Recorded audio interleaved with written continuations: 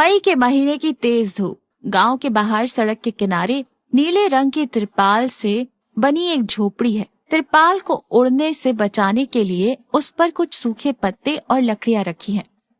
झोपड़ी के बाहर एक छोटे से चूल्हे पर बंसी की पत्नी फूलमती पसीना पोंछते हुए खाना बना रही है। पास ही एक टूटी चारपाई पर बंसी के पिता शंभू हाथ के पंखे से हवा कर रहे हैं। बंसी साइकिल का पुराना टायर ठीक कर रहा है। शंभू हाफते हुए कहता है, अरे बंसी, क्या आज ये सूरज भगवान हमें कच्चा ही चबा जाएंगे? मैंने अपनी जिंदगी में इतनी तेज धूप कभी नहीं देखी। आसमान से आग बरस रही है। बंसी माथे से पसीना पोंछते हुए कहता है, बापू, आग नहीं, तवा गर्म हो रहा है। हम सब इस तवे पर सिक रही रोटियां हैं। इस साइकिल के टायर को किसी तरह जोड़ लूं तो जाकर थोड़ी बर्फ ले आता हूँ।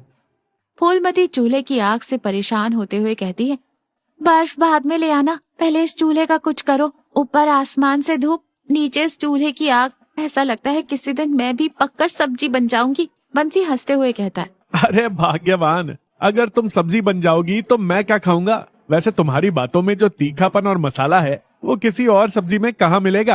अरे बेटा, फूलमती सच कह रही है। इस चिलचिलाती धूप में चूल्हे के पास बैठना कोई आसान काम नहीं है। थोड़ी छाया के लिए कोई तरकीब सोचो। बंसी सोचते हुए कहता है, तरकीब तरकीब बापू, कुछ सोचना ही पड़ेगा। ये नीली तिरपाल धूप को और ज्यादा सोख रही है। अंदर बैठने पर लगता है जैसे अवन में बैठे हों। बंसी गांव की चौपाल पर बैठा है। बगल में गांव के वैद्य पंडित रमैया बैठे हैं। बंसी उदासी से कहता है, पंडित जी, इस धूप के कारण जीना मुश्किल हो गया है। फूलमती चूल्हे के पास जल रही है, बापू चारपाई पर उबल रहे हैं। समझ नहीं आ रहा क्या करूं। बंसी बेटा, इस बार गर्मी बहुत ज्यादा है, लेकिन हिम्मत रखो। याद रखो, आवश्यकता ही आविष्कार की जननी है। कुछ सोचो, ऐसा कोई रास्ता निकालो जिसमें कम खर्च हो। क्या सोचूं पंडित जी? पक्का घर बनाने के लिए पैसे नहीं है। ये नीली तिरपाल तो दुश्मन बन गई है। तभी चौपाल के कोने में पड़े एक पुराने फटे हुए छाते पर बंसी की नजर पड़ती है। बंसी आंखों में चमक के साथ कहता है, पंडित जी, मुझे एक कमाल की तरकीब सूझी है। बस आपका आशीर्वाद चाहिए। अगले दिन दोपहर का समय बंसी एक बड़ा सा बांस लाता है। उस पुराने छाते को बांस के ऊपरी हिस्से से बांध देता है। फूलमती हैरानी से कहती है, ये सब क्या है बंसी? और ये पुराना छाता, ये बांस की लकड़ी, अब क्या तुम सड़क पर कोई जादू दिखाने वाले हो? शंभू भी हंसते हुए कहता है, बेटा, ये कौन सा नया खेल है? इस फटे छाते से क्या फायदा? इसमें तो हर जगह छेद ही छेद हैं। अरे बापू, आप बस देखते रहिए। ये छाता नहीं है, हमारी ठंडी मशीन है।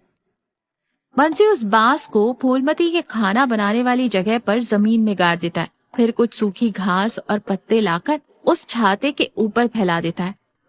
अब एक मटके से पानी लाकर उस घास पर थोड़ा थोड़ा छिड़कता है और फिर बंसी गर्व से कहता है, अब देखिए मेरा जादू। तभी हल्की हवा चलती है। वो हवा गीली घास से टकराकर फूलमती के चेहरे पर ठंडी ठंडी लगती है। अरे बंसी, सच में ठंडी हवा आ रही है। चूल्हे की गर्मी भी अब उतनी नहीं लग रही।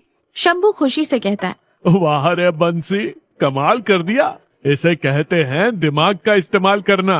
ये सच में हमारे देसी एसी की तरह काम कर रहा है। कुछ दिनों बाद अब बंसी ने अपनी नीली तिरपाल वाली झोपड़ी के ऊपर भी सूखी घास की मोटी परत बिछा दी है और उस पर पानी छिड़क दिया है। झोपड़ी के अंदर अब पहले जैसी गर्मी नहीं है।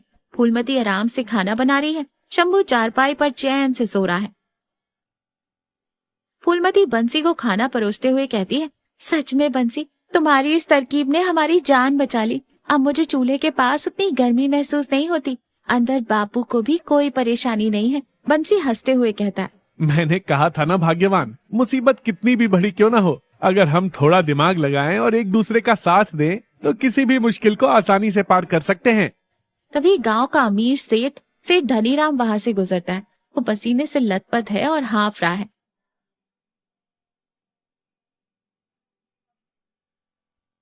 अरे बंसी, तुम्हारी झोपड़ी के पास से कितनी ठंडी हवा आ रही है। मेरे पक्के घर में तो इतनी उमस है कि एसी भी काम नहीं कर रहा। तुमने ये क्या जादू किया है? सेठ जी, ये जादू नहीं है, देसी तरकीब है। प्रकृति के साथ मिलकर कैसे जीना है, इन मुश्किलों ने ही हमें सिखाया है। शंभू नींद से उठते हुए कहता है। सच है बंसी, पैसा सब कुछ नहीं खरीद सकता सेठ जी। कभी कभी सादा जीवन और सूझबूझ भी बहुत बड़ी खुशी देते हैं। सेठ धनीराम शर्मिंदा होकर कहता है। आपकी बात बिल्कुल सच है बंसी। मैं हमेशा सोचता था कि पैसे से ही खुशी मिलती है, लेकिन आज समझ आया कि असली खुशी संतोष और सूझबूझ में है। तो देखा, आवश्यकता ही आविष्कार की जननी है और संतोष ही सबसे बड़ा धन है।